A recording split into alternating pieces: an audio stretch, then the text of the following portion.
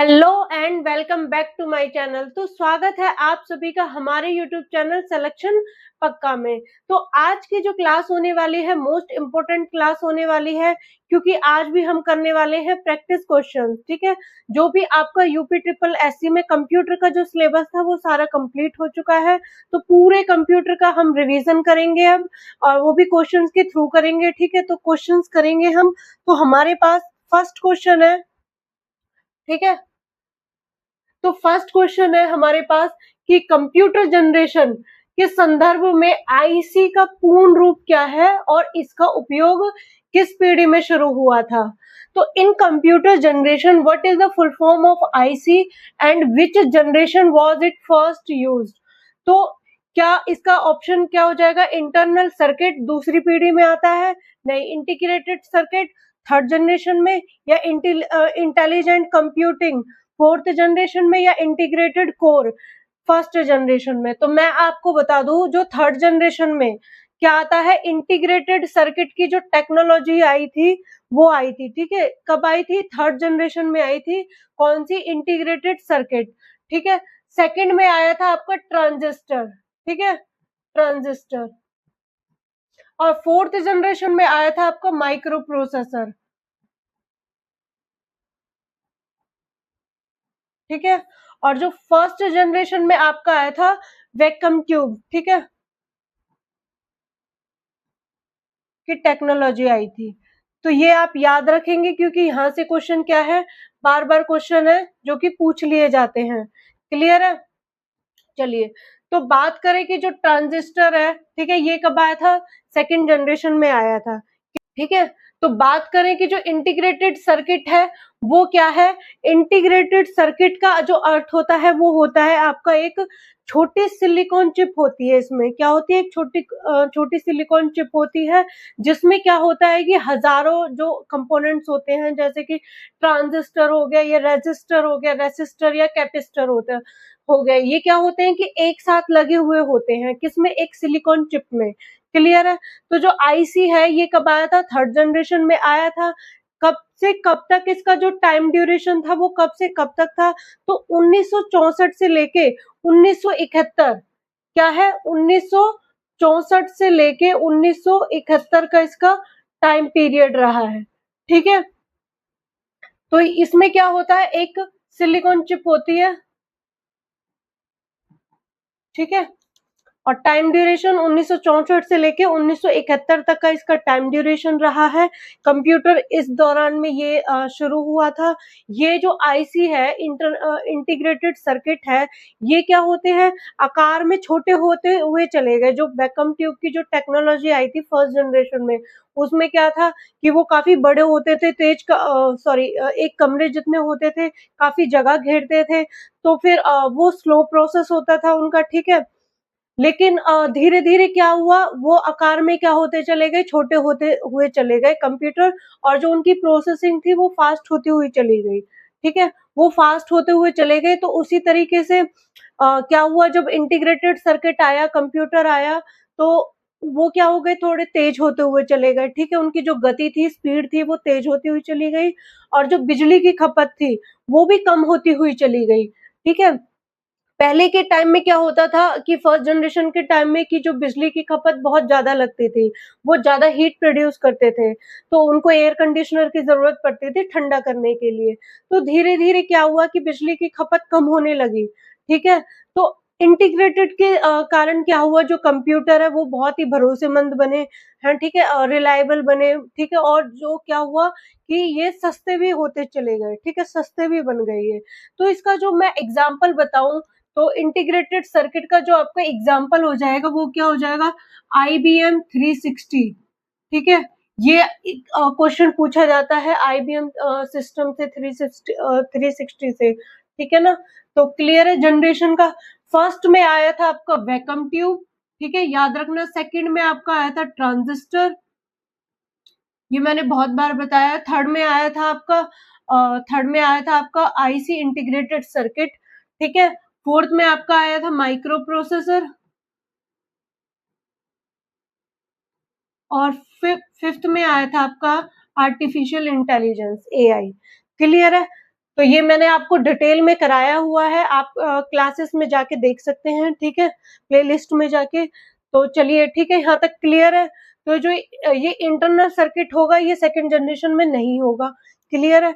ये आपका जो इंटेलिजेंट कंप्यूटिंग होता है ये आपका एआई का पार्ट होता है, और जो इंटीग्रेटेड कोर होता है ये कुछ नहीं होता है। फर्स्ट जनरेशन में आपका वैक्यूम ट्यूब आया था, क्लियर है। चलिए नेक्स्ट क्वेश्चन है कि कंप्यूटर की मुख्य मेमोरी जैसे कि रैम को किस प्रकार की मेमोरी कहा जाता है, क्योंकि बिजली बंद होने पर इसका जो डेटा है वो नष्ट हो जाता है। तो which type of memory is RAM because it data is lost when power is turn off. तो बिजली बंद होने के कारण जिसमें डेटा नष्ट हो जाता है, तो वह किस प्रकार की मेमोरी कहलाती है, तो वो कौन सी मेमोरी कहलाती है। तो किस प्रकार की मेमोरी होती है, यहाँ ऑप्शन में सॉरी क्वेश्चन में ही आपको पता चल रहा है। जो रैम होती है, रैम क्या होता है, रैम क्या होती है, वो आपकी वॉलेटाइल मेमोरी होती है, ठीक है। क्या होती है, वॉलेटाइल मेमोरी, ठीक है। जो रैम है वो आपकी वॉलेटाइल मेमोरी होती है। इसमें क्या होता है, वॉलेटाइल मेमोरी में, रैम में क्या होता है, रैम क्या है, पहली बात रैंडम एक्सेस मेमोरी। रैम क्या है, रैंडम एक्सेस मेमोरी, ठीक है। तो बात करें हम, जो आपकी रैम होती है वो वॉलेटाइल मेमोरी होती है, ठीक है। वॉलेटाइल मेमोरी होती है, इसमें क्या होता है, डेटा केवल तब तक सुरक्षित रहता है जब तक बिजली इसको मिलती रहती है, ठीक है। कंप्यूटर को जब तक बिजली मिलती रहेगी, डेटा आपका जब तक सुरक्षित सिक्योर रहेगा। जैसे ही आपका पावर ऑफ हो जाएगा, बिजली चली जाती है, तो क्या होता है कि रैम में जो मौजूद सारे डेटा होते हैं वो खुद ही क्या होते हैं, फिनिश हो जाते हैं, यानी कि नष्ट हो जाते हैं, ठीक है। रैम का जो प्रोसेस होता है वो ये होता है। और रैम का जो उपयोग होता है कहाँ कहाँ होता है, रैम का जो यूज होता है वो होता है आपका ऑपरेटिंग सिस्टम, ठीक है, सॉफ्टवेयर,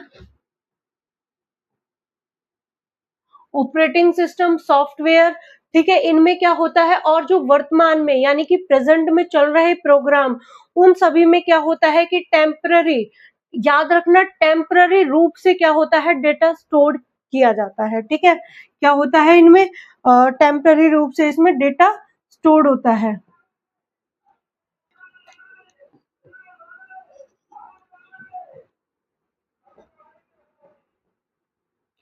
ठीक है, क्लियर है। तो इसका आंसर क्या हो जाएगा, आंसर हो जाएगा आपका ऑप्शन नंबर ए करेक्ट हो जाएगा, वॉलेटाइल मेमोरी होती है, ठीक है, क्लियर है। तो जो रैम होती है, ठीक है, बात करें कि जो रैम है ये क्या है कि रीड, रैम में जो रीड एंड राइट की जो स्पीड होती है वो क्या होती है, बहुत ही हाई होती है, ठीक है। क्या होती है, हाई होती है,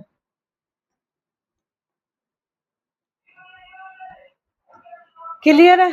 तो सीपीयू क्या करता है, जो आवश्यक डेटा होता है, इंपॉर्टेंट डेटा है, उसको तुरंत ही एक्सेस कर पाता है, ताकि इससे क्या हो कि जो कंप्यूटर की परफॉर्मेंस होती है वो बेहतर हो सके, क्लियर है। तो रैम को प्राइमरी मेमोरी भी कहा जाता है, क्या कहा जाता है, प्राइमरी मेमोरी भी कहा जाता है। तो रैम को क्या कहा जाता है, प्राइमरी मेमोरी भी कहा जाता है, क्योंकि इसमें क्या होता है, जो इसकी क्षमता होती है, कैपेबिलिटी होती है, जितनी अधिक होगी उतनी ही तेजी से क्या होगा, कंप्यूटर आसानी से मल्टीटास्किंग वर्क कर पाएगा, क्लियर है ना, ठीक है। तो क्लियर है यहाँ तक, ठीक है।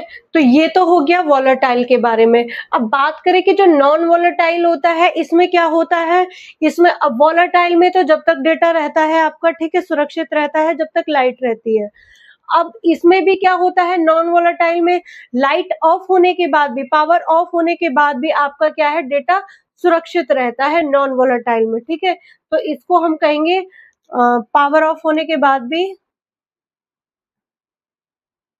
डेटा क्या है, सिक्योर रहता है, क्लियर है, डेटा सिक्योर रहता है। इसमें जो एग्जाम्पल हो जाएंगे आपके नॉन वॉलेटाइल में, जो एग्जाम्पल हो जाते हैं वो कौन से हो जाते हैं, हार्ड डिस्क हो गया, ठीक है, रोम हो गया, ठीक है,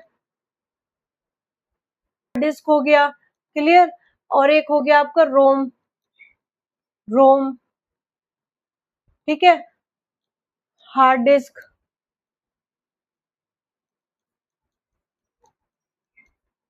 ये सारे क्या हो जाएंगे, एसएसडी, पेन ड्राइव, ये सब क्या हो जाएंगे, ये आपके नॉन वोलेटाइल के एग्जाम्पल हो जाते हैं। तो जो सेकेंडरी मेमोरी होता है वो क्या होता है, आपका परमानेंट स्टोरेज होती है, ठीक है।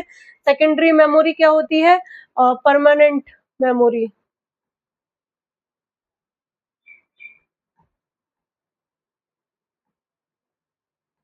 ठीक है। बड़ी मात्रा में डेटा को स्टोर करने के लिए इसका यूज किया जाता है, क्लियर है, सेकेंडरी मेमोरी का। और जो वर्चुअल होती है वो क्या होती है, हार्ड डिस्क या एसएसडी का वो भाग होता है जिसमें क्या होता है कि जो रैम की कमी होने पर रैम की तरह ही उसका उपयोग किया जाता है, ठीक है, इसमें ये होता है। चलिए, तो बात करें कि नेक्स्ट क्वेश्चन की, ठीक है। नेक्स्ट क्वेश्चन क्या है, निम्नलिखित में से कौन सा एक पूरी तरीके से आउटपुट डिवाइस का समूह होता है, ठीक है।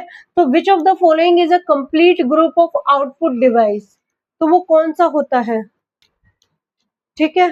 तो बात करें सबसे पहले कि जो आउटपुट डिवाइस है वो क्या होता है, आउटपुट, तो वो हार्डवेयर होता है, जो आउटपुट डिवाइस होता है आपका वो हार्डवेयर होता है जिसमें क्या होता है, जो कंप्यूटर के द्वारा प्रोसेस किए गए डेटा को क्या करता है, यूजर्स तक पहुंचाने का काम करता है, ठीक है, आउटपुट होता है।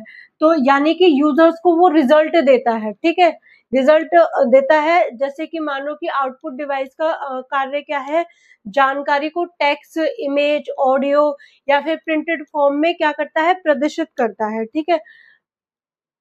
तो इसका आंसर क्या हो जाएगा, जो मॉनिटर होता है वो स्क्रीन पर क्या करता है, सॉफ्ट कॉपी के रूप में क्या है कि रिजल्ट देता है, ठीक है। और जबकि प्रिंटर होता है उसी के डेटा की हार्ड कॉपी को निकालता है, ठीक है। तो इसका आंसर जो हो जाएगा वो क्या हो जाएगा, आपका ऑप्शन नंबर क्या हो जाएगा, सी करेक्ट हो जाएगा। मॉनिटर आपको क्या है कि मॉनिटर आपको सॉफ्ट कॉपी देता है, प्रिंटर उसकी हार्ड कॉपी देता है। और जो प्लॉटर होता है वो बड़े आकार में क्या है, मैप्स हो गया, इंजीनियरिंग ड्राइंग हो गया, ग्राफ्स हो गया, ये क्या है, सारे आर्किटेक्चर डिजाइन को क्या करता है, प्रिंट करने के लिए उपयोग किए जाते हैं, ठीक है। तो ऑप्शन नंबर ये क्या हो जाएगा, सी करेक्ट हो जाएगा, मॉनिटर, प्रिंटर, प्लॉटर। तो ये क्या है, जो स्कैनर होता है वो आपका इनपुट होता है, ठीक है, स्कैनर हो गया, प्रिंटर और मॉनिटर आपके क्या हो जाएंगे, ये आउटपुट होते हैं, ठीक है। और जो कीबोर्ड हो गया, माउस हो गया, जिसे हम टच कर सकते हैं, वो आपका इनपुट हो जाएगा, ठीक है। और प्लॉटर आपका आउटपुट हो जाएगा, ठीक है, ये दोनों आपके क्या हो जाएंगे, इनपुट हो जाएंगे। और जो टच पैड होता है, प्रोजेक्टर होता है, कीबोर्ड होता है, इसमें पूछा हुआ है कि जो पूरी तरीके से आउटपुट है, तो ये तीनों क्या हो जाएंगे, ये आउटपुट है, ठीक है, तीनों क्या है, ये आउटपुट है। तो आंसर क्या हो जाएगा, ऑप्शन नंबर सी करेक्ट हो जाएगा। तो ये जो टच पैड है, पैड और जो कीबोर्ड है, ये दोनों आपके क्या हो जाएंगे, इनपुट हो जाएंगे, ठीक है। और जो प्रिंटर प्रोजेक्टर है, ये आपका हो जाएगा आउटपुट, क्लियर है, ठीक है। तो आंसर क्या हो जाएगा, ऑप्शन नंबर सी करेक्ट हो जाएगा। चलिए, बात करें कि जो नेक्स्ट क्वेश्चन है कि इंटरनेट पर किसी वेबसाइट का पता लगाने या उसकी पहचान करने के लिए उपयोग किए जाने वाले टेक्स्ट एड्रेस को क्या कहते हैं। तो what is the text address used to locate और identify a website on the internet, तो क्या कहेंगे उसको, ठीक है। जो टेक्स्ट एड्रेस को मतलब कि क्या है कि इंटरनेट पर किसी वेबसाइट का पता लगाने, तो वेबसाइट का पता लगाने या पहचान करने के लिए हम किसका यूज करते हैं, यूआरएल का, ठीक है, उसको क्या कहते हैं, यूआरएल। यूआरएल क्या होता है, यूनिफॉर्म रिसोर्स लोकेटर। ये क्या करता है, यूनिफॉर्म रिसोर्स लोकेटर जो होता है वो किसी भी वेबसाइट या वेब पेज का पूरा इंटरनेट पता यानी कि वेब एड्रेस होता है, ठीक है, क्या होता है, इंटरनेट एड्रेस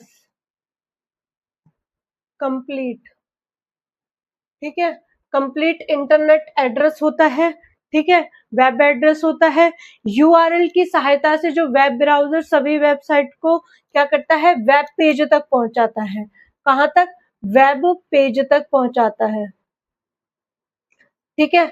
अब बात करें कि जो यूआरएल में जो प्रोटोकॉल होता है, ठीक है, तो जैसे कि आपका ये हो जाएगा HTTPS, ठीक है। ये क्या होता है आपका प्रोटोकॉल, क्या होता है प्रोटोकॉल, ठीक है। जो एस का साइन लिखा होता है ये सिक्योर के लिए लिखा होता है, ठीक है। अब बात करें जो ये होता है आपका प्रोटोकॉल, उसके बाद होता है आपका, ठीक है, ये तो हो गया आपका प्रोटोकॉल। फिर आता है जैसे हम लिखते हैं google.com, तो ये होता है आपका डोमेन नेम, ठीक है, डोमेन नेम, क्लियर है, डोमेन नेम। फिर उसके बाद होता है पाथ, जो भी पाथ होता है आपका, ठीक है, क्या है कि पाथ शामिल होते हैं, ठीक है। जहाँ पे भी आपकी फाइल होती है वो जिस फ़ोल्डर में होती है, तो वो यहाँ पे क्या होता है शो होता है, ठीक है। तो हर किसी वेबसाइट का जो यूआरएल होता है वो अलग होता है, ठीक है, उसकी पहचान क्या होती है, अलग होती है, क्लियर है। तो ये क्या हो जाएगा आपका, क्या हो जाएगा आपका यूआरएल, ठीक है, यूआरएल। अब बात करें जो आईपी एड्रेस है, आईपी एड्रेस क्या होता है, इंटरनेट प्रोटोकॉल का एक वो क्या होता है संख्यात्मक, नंबरिंग में क्या होता है कि एक पता होता है, ठीक है। ये वेबसाइट का ही एक टेक्स्ट एड्रेस नहीं होता, ठीक है, ये वेबसाइट का एक टेक्स्ट एड्रेस नहीं होता है, ये क्या होता है एक डिवाइस का क्या होता है संख्यात्मक पता होता है, ठीक है, संख्यात्मक पता,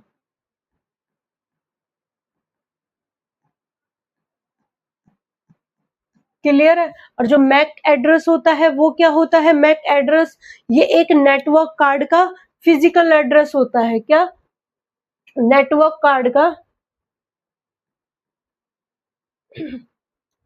फिजिकल एड्रेस,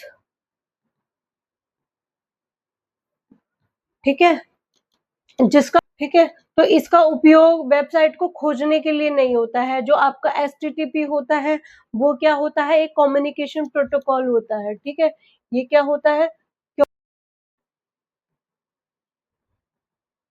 प्रोटोकॉल, ठीक है, क्लियर है।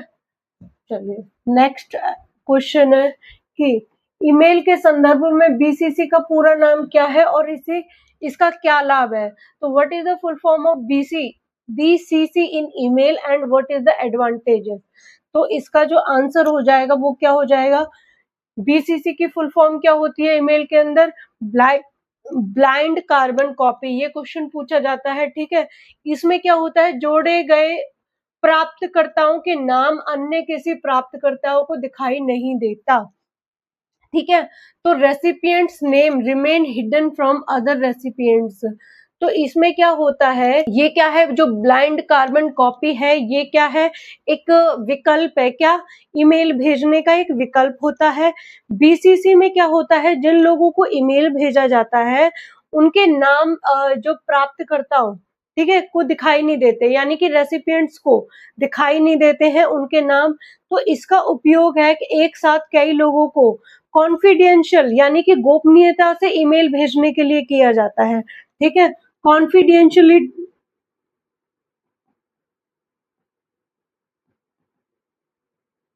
इसका जो यूज होता है उपयोग होता है कॉन्फिडेंशियली किया जाता है, ताकि क्या होता है इससे क्या होता है जो आपके रेसिपिएंट्स हो गए, ठीक है, प्राप्तकर्ता हो गए, तो उनकी क्या रहती है प्राइवेसी बनी रहती है, ठीक है। तो रेसिपिएंट्स की प्राइवेसी बनी रहती है इससे, क्लियर है, ठीक है। तो जो प्रोफेशनल ईमेल और बल्क ईमेल को बीसीसी का अधिक उपयोग किया जाता है, ठीक है। जो प्रोफेशनल ईमेल और बल्क ईमेल में भेजने में बीसीसी का बहुत ज्यादा अधिक उपयोग किया जाता है, ठीक है। तो बीसीसी आपका आंसर ये फर्स्ट करेक्ट हो जाएगा, ये आपकी full form blind carbon copy. Next question है कि स्मार्टफोन और टैबलेट के मुख्य रूप से किस प्रकार के ऑपरेटिंग सिस्टम का उपयोग किया जाता है। तो which operating system are mainly used in smartphone and tablets. तो ऑपरेटिंग सिस्टम याद रखना, operating system are mainly used in smartphone and tablet.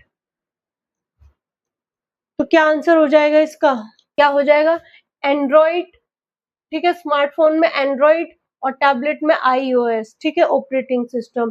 तो एंड्रॉइड और ऑपरेटिंग iOS दुनिया के सबसे लोकप्रिय मोबाइल ऑपरेटिंग सिस्टम है। क्या है ये? Mobile operating system.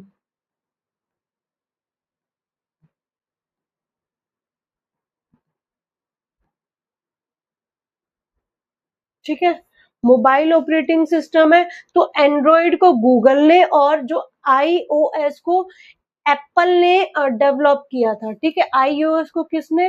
एप्पल ने, और इसको एंड्रॉइड को गूगल ने। ये याद रखना, ये पूछा जाता है एग्जाम में। ठीक है, तो ये जो टच स्क्रीन डिवाइसेस होते हैं, ठीक है, ये जो भी आपके टच स्क्रीन डिवाइसेस होते हैं, इनके लिए विशेष रूप से ये बनाए गए हैं। ये जो एप्स होते हैं, इंटरनेट होती हैं, कैमरा होते हैं, या फिर अन्य हार्डवेयर को ये क्या करते हैं? नियंत्रित करते हैं। ठीक है, तो वो क्या है कि इन्हीं ऑपरेटिंग सिस्टम पे ही चलते हैं। क्लियर? तो जो विंडो 11 और लाइनक्स है, वो क्या है? मुख्य रूप से आपके कंप्यूटर ऑपरेटिंग सिस्टम है। ठीक है, ये क्या है? Computer operating system. क्लियर? और जो मैकओएस और यूनिक्स है, ये क्या है? आपके स्मार्टफोन और जो टैबलेट में सबसे लोकप्रिय ये क्या है? ठीक है, मैकओएस क्या है? ये एप्पल के लिए, और जो यूनिक्स है, ठीक है, एप्पल कंप्यूटर के लिए। और जो आपका यूनिक्स है, ये क्या है? यूनिक्स किसके लिए? सर्वर के लिए उपयोग होता है। ठीक है, सर्वर के लिए। अब बात करें एमएस डीओएस, ठीक है, ये क्या है? ये दोनों क्या है? आपके मोबाइल ऑपरेटिंग सिस्टम है। क्लियर है? तो एमएस डीओएस ये क्या है? ये दोनों आपके मोबाइल ऑपरेटिंग सिस्टम नहीं है। क्लियर? चलिए बात करें नेक्स्ट क्वेश्चन की। एमएस वर्ड में पूरे दस्तावेज यानी कि डॉक्यूमेंट के सभी टेक्स्ट को एक साथ चुनने यानी कि सेलेक्ट ऑल के लिए किस शॉर्टकट कुंजी का उपयोग किया जाता है? बहुत सिंपल है, कंट्रोल ए करते हैं हम। ठीक है, सेलेक्ट करने के लिए क्या करते हैं? कंट्रोल ए। कंट्रोल ए का उपयोग किस लिए किया जाता है? सारे डॉक्यूमेंट को एक साथ सेलेक्ट करने के लिए, या फिर टेक्स्ट को एक साथ सेलेक्ट करने के लिए इसका उपयोग किया जाता है। ठीक है, तो ये जो शॉर्टकट की होती है, ये एमएस वर्ड में भी होती है, एक्सेल में भी, पावर पॉइंट में भी, या किसी भी सॉफ्टवेयर में हो सकती है ये। ठीक है, तो इसमें क्या होता है कि जो हम एक साथ क्या कर सकते हैं? सभी को एडिट कर सकते हैं और फॉर्मेट कर सकते हैं। ठीक है, डॉक्यूमेंट को एक साथ। क्लियर है ना? चलिए, तो कंट्रोल एस किस लिए होता है? फाइल को सेव करने के लिए होता है। ठीक है, इंपॉर्टेंट है, एग्जाम में ये पूछे जाते हैं। शॉर्टकट के एक बार जरूर सारे कर लेना, यहाँ से 100% एक क्वेश्चन बनता ही बनता है। तो कंट्रोल ऑल्ट प्लस ए क्या होता है? ये कुछ भी नहीं है, ये दोनों। ठीक है, क्लियर है? तो ये सेव के लिए और ये सेलेक्ट ऑल के लिए। चलिए बात करें नेक्स्ट क्वेश्चन की। एमएस एक्सेल में किसी सेल एड्रेस को लॉक यानी कि एब्सोल्यूट सेल रेफरेंस करने के लिए किस प्रतीक का उपयोग किया जाता है? तो किसका किया जाता है? तो which symbol is used to create an absolute cell reference in MS Excel? ठीक है, तो इसका आंसर क्या हो जाएगा? बात करें कि जो एब्सोल्यूट सेल रेफरेंस है, इसका यूज किस लिए होता है? एक्सेल में किसी भी सेल एड्रेस को स्थायी यानी कि लॉक करने के लिए, इसका स्थायी रूप से लॉक करने के लिए इसका यूज किया जाता है। ठीक है, तो कौन से सिंबल का यूज किया जाता है? तो वो किया जाता है, ऑप्शन नंबर सी करेक्ट हो जाएगा। डॉलर जो सिंबल होता है, ठीक है, डॉलर सिंबल का प्रयोग किया जाता है, उपयोग किया जाता है। ठीक है, जैसे कि डॉलर ए, तो ये क्या है? लॉक करने के लिए इसका यूज किया जाता है। ठीक है, तो लॉक करने के लिए इसका यूज किया जाता है। तो फॉर्मूला को कॉपी या ड्रैग करने के लिए एब्सोल्यूट सेल रेफरेंस क्या है? बदलता नहीं है। ठीक है, क्या होता है, जो आपका फॉर्मूला को कॉपी करने या ड्रैग करने पे जो एब्सोल्यूट सेल रेफरेंस होता है, वो क्या होता है? वो बदलता नहीं है। क्लियर है ना? तो इसका उपयोग बड़े डेटा और कॉम्प्लेक्स कैलकुलेशन में बार बार एक ही सेल का रेफरेंस देने के लिए किया जाता है। क्लियर है ना? एक ही सेल का रेफरेंस देने के लिए किया जाता है। और जो ये आपका परसेंटेज होता है, ये आपको परसेंट दिखाने के लिए उपयोग किया जाता है। ठीक है, और ये क्या होता है? दो टेक्स्ट को, ठीक है, दो टेक्स्ट को जोड़ने का काम करता है, और ये क्या होता है, जो सेल रेफरेंस को लॉक करने के लिए इसका उपयोग किया जाता है, और जो ये होता है आपका मल्टीप्लिकेशन के लिए इसका उपयोग किया जाता है। ठीक है, नेक्स्ट क्वेश्चन है आपका। तो नेक्स्ट क्वेश्चन क्या है कि कंप्यूटर सिस्टम को बूट यानी कि स्टार्ट करते समय सबसे पहले कौन सा प्रोग्राम चलता है जो कि हार्डवेयर की जांच करता है। तो which program run first during computer booting to check the hardware, तो वो कौन सा होता है, तो वो कौन सा होता है आपका बायोस होता है, बेसिक इनपुट और आउटपुट सिस्टम होता है। ठीक है, ये क्या करता है कि कंप्यूटर ऑन होने पर ही सबसे पहले जो बायोस होता है उसको वो एग्जीक्यूट होता है। ठीक है, ये क्या होता है, सबसे पहले एग्जीक्यूट होता है।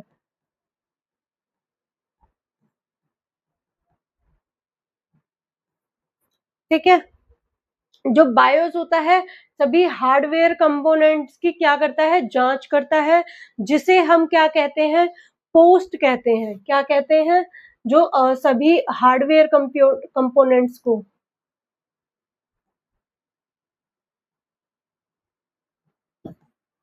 की जो जांच करता है उसे हम क्या कहते हैं, पोस्ट कहते हैं। ठीक है, पोस्ट क्या है आपका, पावर ऑन सेल्फ टेस्ट। क्या है ये, पावर ऑन सेल्फ टेस्ट। अब ये पोस्ट क्या होता है, पावर ऑन सेल्फ टेस्ट, इसकी फुल फॉर्म पूछ ली जाती है, क्या होती है, पावर ऑन सेल्फ टेस्ट।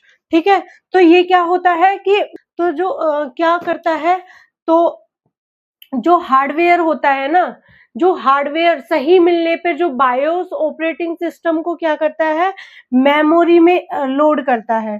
ठीक है, किस में लोड करता है, मेमोरी में लोड करता है। तो जो बायोस मदरबोर्ड को क्या है, फ्लैश मेमोरी में स्टोर किया जाता है। ठीक, बायोस किस में रहता है, मदर मेमोरी की जो फ्लैश मेमोरी होती है या फिर रोम होती है उसमें क्या होता है, स्टोर होता है। तो बायोस के बिना जो होता है आपका कंप्यूटर क्या है, सही तरीके से बूट नहीं हो सकता, क्या है, स्टार्ट नहीं हो सकता बिना कंप्यूटर के। तो ऑप्शन नंबर बी क्या हो जाएगा, करेक्ट हो जाएगा इस क्वेश्चन का। ठीक है, चलिए नेक्स्ट क्वेश्चन है। तो नेक्स्ट क्वेश्चन क्या है कि ठीक है, तो नेक्स्ट क्वेश्चन है कि भारत में डिजिटल वित्तीय लेन देन को सुरक्षा बनाने के लिए एईपीएस का पूर्ण रूप क्या हो जाएगा। तो इसकी जो फुल फॉर्म है वो पूछ ली जाती है एईपीएस की। ठीक है, तो एईपीएस की जो फुल फॉर्म है वो क्या हो जाएगी, Aadhaar Aadhaar enabled payment system. क्या हो जाएगा, आधार इनेबल्ड पेमेंट सिस्टम हो जाएगा। ये क्या है, ये किसके द्वारा आया था, ये आया था आपका एनपीसीएल के द्वारा, ये क्या है, विकसित हुआ था। तो इसमें क्या है कि आधार की जो संख्या होती है या फिंगरप्रिंट्स के द्वारा इसकी क्या होती है, पहचान होती है। ठीक है, किसके द्वारा, संख्या और फिंगरप्रिंट्स के द्वारा इसकी पहचान होती है। इसमें क्या होता है, इसमें इससे क्या है, जो कैश विड्रॉ और बैलेंस इंक्वायरी या फिर फंड ट्रांसफर की जो होती है आपकी सेवाएं इसमें मिलती हैं। ठीक है, तो ग्रामीण क्षेत्रों में बैंकिंग सेवाएं पहुंचाने के लिए एईपीएस का क्या है, एक महत्वपूर्ण भूमिका होती है। ठीक है ना, क्लियर है। तो ऑप्शन नंबर ए क्या हो जाएगा, यहाँ पे करेक्ट हो जाएगा। बात करें नेक्स्ट क्वेश्चन की, सोशल इंजीनियरिंग का वह रूप क्या कहलाता है जिसमें अपराधी फर्जी ईमेल या मैसेज भेजकर आपका पासवर्ड क्या कर लेते हैं, चुरा लेते हैं। ठीक है, तो उसको क्या कहते हैं, ये क्वेश्चन मैंने आपको बहुत बार कराया है। ठीक है, तो ये चीज मैंने आपको बहुत बार बताई है। तो वो क्या होती है, वो आपकी होती है फिशिंग। ठीक है, जो कि धोखाधड़ी से क्या है, डेटा को चुरा लेते हैं, वो होता है आपका फिशिंग। तो ये क्या है, जो फिशिंग है एक सोशल इंजीनियरिंग अटैक का क्या, सोशल है एक फिजिकल इंजीनियरिंग अटैक कहलाता है। ठीक है, ये क्या, इसमें क्या होता है, जो हैकर्स होते हैं नकली ईमेल्स या एसएमएस या वेबसाइट क्या है भेजते हैं। ठीक है, जो हैकर्स होते हैं वो धोखाधड़ी से क्या होता है कि ईमेल वगैरह भेजते हैं, मैसेज वगैरह भेजते हैं। ठीक है। इंफॉर्मेशन क्या है, लोगों को गुमराह करते हैं, धोखाधड़ी से डेटा को चुरा लेते हैं, ठीक है। तो यूजर्स का जो पासवर्ड होता है, ओटीपी होता है, बैंकिंग डिटेल्स होती हैं, दर्ज के लिए क्या करता है, धोखा दिया जाता है। तो इसका जो उद्देश्य है वो क्या है आपका, सीक्रेटली इंफॉर्मेशन चुराना, ठीक है। क्या होता है कि गोपनीयता, ठीक है, गोपनीयता से जानकारी को चुराना, वो होता है आपका फिशिंग, धोखाधड़ी से। क्लियर है। तो फिशिंग से बचने के लिए केवल क्या करना चाहिए, जो ट्रस्टेड लिंक होते हैं उन पे ही क्लिक करना चाहिए, ठीक है। बात करें जो आपका ये रेजमवेयर होता है, रेजमवेयर क्या होता है, जो डेटा लॉक को ये क्या करता है, डेटा लॉक करके क्या करता है, फिरौती मांगता है, पैसे की डिमांड करता है रेजमवेयर में, ठीक है। डेटा को लॉक करके क्या करता है कि डेटा को लॉक करके रेजम मांगता है, ठीक है, फिरौती मांगता है, रेजम, ठीक है, मांगना, ठीक है। और जो स्पाईवेयर में होता है वो क्या करता है, स्पाईवेयर में कि यूजर्स की जो भी गतिविधियां होती हैं, ठीक है, उन पे क्या करता है, गुप्त रूप से निगरानी करता है, ठीक है। यूजर्स पर निगरानी रखना वो होता है आपका स्पाईवेयर। DDoS अटैक क्या होता है, इसमें क्या होता है, DDoS अटैक में क्या होता है, इसमें क्या होता है कि जो सर्वर पर बहुत ज्यादा ट्रैफिक भेजकर उसे बंद करने का क्या करते हैं, प्रयास करता है, ठीक है। बहुत ज्यादा ट्रैफिक भेजकर उसको बंद करने का क्या करता है, ये प्रयास करता है। तो ऑप्शन नंबर बी आपका यहाँ पे करेक्ट हो जाएगा, फिशिंग। नेक्स्ट क्वेश्चन है कि जनरेटिव एआई, तो जनरेटिव एआई के प्रसिद्ध उदाहरण चैट जीपीटी में जीपीटी का पूर्ण रूप क्या है, तो जीपीटी का पूर्ण रूप क्या है, फुल फॉर्म पूछ ली जाती है, ठीक है। चैट जीपीटी में जीपीटी की फुल फॉर्म क्या होती है, जनरेटिव प्री ट्रेंड ट्रांसफॉर्मर, ठीक है। जनरेटिव प्री ट्रेंड ट्रांसफॉर्मर इसका आंसर हो जाएगा।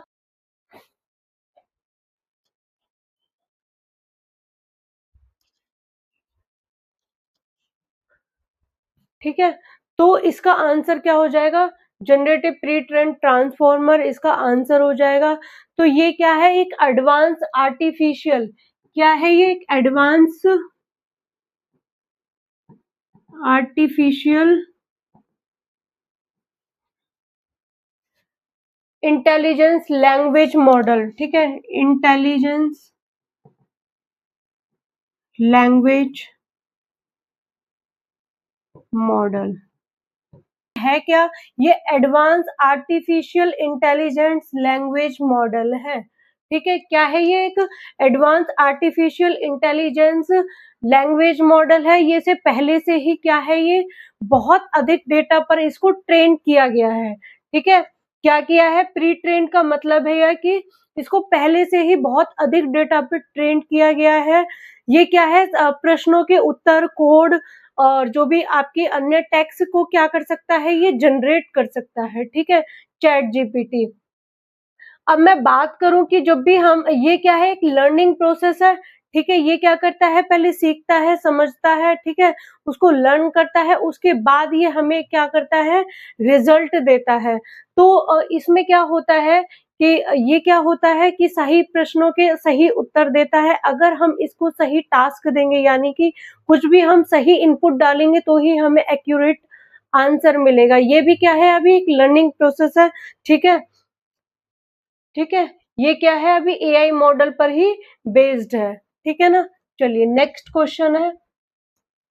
तो नेक्स्ट क्वेश्चन क्या कहता है कि जो आपका डीप लर्निंग, ठीक है, नेक्स्ट क्वेश्चन है कि जो डीप लर्निंग वास्तव में किस तकनीक का एक उन्नत उपक्षेत्र है, तो वो किसका है, वो आपका मशीन लर्निंग का है। क्योंकि जो मशीन लर्निंग है वो क्या है, डीप लर्निंग का ही एडवांस पार्ट है, ठीक है, डीप लर्निंग का ही ये एडवांस पार्ट है। तो इसमें किसका उपयोग किया जाता है, तो इसमें उपयोग किया जाता है आर्टिफिशियल न्यूरल नेटवर्क का, इसमें उपयोग किया जाता है। तो इसमें क्या होता है, जो बड़े डेटा होते हैं वो क्या करते हैं, खुद ही लर्निंग सीखने की क्या है, क्षमता रखते हैं, ठीक है, यानी कि खुद ही लर्निंग की क्षमता रखते हैं, कैपेबिलिटी रखते हैं। जैसे कि हो गया आपका इमेज रिकॉग्निशन हो गया, वॉइस रिकॉग्निशन हो गया, या फिर चैट बॉट का इसमें क्या हुआ होता है, प्रयोग किया जाता है। ठीक है, क्लियर है। तो इसमें जो मॉडर्न एआई होता है, ठीक है, का सबसे ज्यादा मेन पार्ट क्या है, डीप लर्निंग होता है। क्लियर है। तो बात करें जो क्लाउड कंप्यूटिंग होता है वो आपका होता है, ये क्या होता है, इंटरनेट के माध्यम से वो क्या करता है, सर्विस प्रोवाइड कराता है, वो होता है आपका क्लाउड कंप्यूटिंग। अब बात करूं कि जो ब्लॉकचेन है ये क्या है, एक डिजिटल लेजर टेक्नोलॉजी है। क्या है, डिजिटल लेजर टेक्नोलॉजी है। अब जो कंप्यूटर नेटवर्क होते हैं वो तो आपको पता ही है कि लैन वैन पैन मैन ये सब क्या होते हैं, नेटवर्क होते हैं। ठीक है, लेकिन जो कंप्यूटर नेटवर्क होता है वो क्या होता है, उसमें क्या होता है कंप्यूटर नेटवर्क में, कि इसमें होता है कि जो सारे डिवाइसेस होते हैं ना वो एक दूसरे से कनेक्ट होते हैं, जुड़े हुए होते हैं, वो भी इंटरनेट के माध्यम से। ठीक है, जो इंटरनेट के माध्यम से सारे जो डिवाइसेस होते हैं वो कनेक्ट होते हैं एक दूसरे से, उसको बोलते हैं कंप्यूटर नेटवर्क, ताकि जो इंफॉर्मेशन होती है वो एक डिवाइस से दूसरे डिवाइस तक इजीली पहुंच जाए। ठीक है, तो क्या होता है, ये होता है आपका कंप्यूटर नेटवर्क। क्लियर है यहाँ तक। चलिए नेक्स्ट क्वेश्चन है आपका कि जो स्मार्ट होम उपकरणों में यदि एयर कंडीशनर बाहरी तापमान के आधार पर स्वयं को नियंत्रित करता है तो वो किस तकनीक का उदाहरण है। If air conditioner adjusts itself based on outside temperature, it is example on which technology? Example of which technology, तो वो कौन सी टेक्नोलॉजी है, वो है इंटरनेट ऑफ थिंग्स, आईओटी। ये मैंने आपको कराया हुआ है, एक क्लास पूरी आईओटी के ऊपर कराई हुई है, तो आप इसको जरूर देखें। तो वो क्या है, ये क्या होता है, ये भी इंटरनेट के माध्यम से डिवाइसेस को कनेक्ट करता है। ठीक है, कनेक्ट करने का काम करता है। तो इसमें क्या होता है कि जो सेंसर की हेल्प से डेटा को इसमें कलेक्ट किया जाता है, किसकी हेल्प से, सेंसर की हेल्प से डेटा को कलेक्ट किया जाता है। क्लियर है। ठीक है, तो किसकी, सेंसर की हेल्प से डेटा को कलेक्ट किया जाता है। तो स्मार्ट एसी होते हैं जो बाहर के तापमान के अनुसार वो क्या करते हैं, खुद ही काम करते हैं। ठीक है, क्या करते हैं, खुद ही स्वयं ही काम करते हैं। तो आईओटी में जो ऑटोमेशन, एनर्जी सेविंग या फिर रिमोट कंट्रोल इसमें क्या हो जाता है, संभव हो पाता है। ठीक है, तो ये किसके लिए है, ये smart home, smart watch, smart TV का के लिए क्या है, एक एग्जाम्पल है। ठीक है, smart home, smart TV, smart watch इसके क्या हो जाएंगे, एग्जाम्पल हो जाएंगे। क्लियर है। ई कॉमर्स में क्या होता है कि जो खरीदी होती है, बिक्री होती है, ये उससे क्या होता है, रिलेटेड होता है, यानी कि ऑनलाइन खरीदी बिक्री के से रिलेटेड है ये ई कॉमर्स। बात करूं कि जो साइबर सिक्योरिटी होती है वो आपके डेटा और नेटवर्क से सुरक्षित से संबंधित होती है। ठीक है, डीबीएमएस क्या होता है, ये डेटाबेस मैनेजमेंट होता है। ठीक है, डेटा को कलेक्ट करता है, मैनेज करता है, रिकॉग्नाइज करता है, रिट्राइव करता है, तो वो होता है आपका डेटाबेस मैनेजमेंट होता है। डेटा को मैनेज करने वाला एक सॉफ्टवेयर होता है डीबीएमएस। क्लियर है। चलिए नेक्स्ट क्वेश्चन हो जाएगा आपका। नेक्स्ट क्वेश्चन क्या कहता है कि ठीक है, बात करें नेक्स्ट क्वेश्चन की, तो उत्तर प्रदेश सरकार की आधिकारिक ई गवर्नेंस सेवा और शिकायत निवारण के लिए संचालित जन सुनवाई पोर्टल का नाम क्या है। What is the name of Uttar Pradesh governments official e governance grievance redressal portal, तो वो कौन सा हो जाएगा, ऑप्शन नंबर बी यहाँ पे आपका करेक्ट हो जाएगा, IGRS, जन सुनवाई समाधान इसका आंसर हो जाएगा। तो IGRS क्या है, बात करें इसकी फुल फॉर्म की पूछ ली जाती है, तो इसकी फुल फॉर्म क्या हो जाएगी, इंटीग्रेटेड ग्रेवियंस रिड्रेसल सिस्टम इसकी फुल फॉर्म हो जाएगी। ठीक है, क्या हो जाएगी, इंटीग्रेटेड ग्रेवियंस रिड्रेसल सिस्टम इसकी फुल फॉर्म हो जाती है। ठीक है, तो ये एक उत्तर प्रदेश सरकार का आधिकारिक जन शिकायत पोर्टल है। ये क्या है, एक जन शिकायत पोर्टल है जहां पर आपको ऑनलाइन अपनी शिकायत दर्ज करनी पड़ती है। ठीक है, तो नागरिक इस पोर्टल पे क्या करते हैं कि अपनी जो भी शिकायत होती है वो क्या कर सकते हैं, ऑनलाइन दर्ज कर सकते हैं। ठीक है, जो शिकायत का जो स्टेटस होता है वो भी क्या है, ऑनलाइन की जा सकती है। क्लियर है। तो यूपी में क्या है, उत्तर प्रदेश में ई गवर्नेंस को बढ़ावा देने वाली एक ये महत्वपूर्ण सेवा है, ठीक है, मेन सर्विस है ये। क्लियर है? बात करें जो ई साथी है, ई साथी क्या है? एक ऑनलाइन सर्विस पोर्टल है ये भी, ठीक है। तो इसमें ये क्या है? एक ऑनलाइन सर्विस पोर्टल है जहां पर क्या है? यूपी की सभी ऑनलाइन सर्विस पोर्टल आती हैं, ठीक है। ऑनलाइन सर्विस का ये क्या है? सभी ऑनलाइन सर्विसेज का एक ये पोर्टल है ई साथी। उमंग क्या है? उमंग एक मल्टी सर्विस ऐप है। क्या है ये? मल्टी सर्विस ऐप है, ठीक है।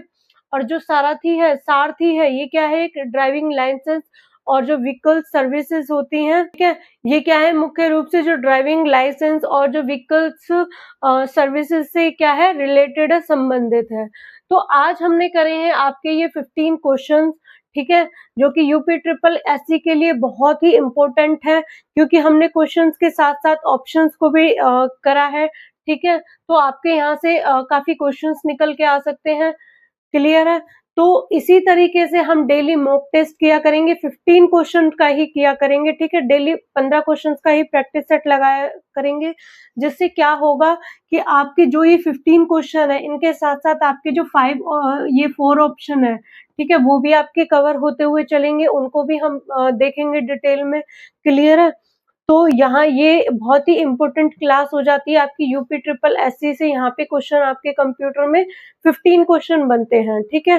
तो एक बार इसको जरूर कर लेना, मोस्ट इम्पोर्टेंट है, ठीक है ना। तो चलिए मिलते हैं कल की 15 क्लास की उसमें मॉक टेस्ट में, क्लास में, ठीक है। चलिए।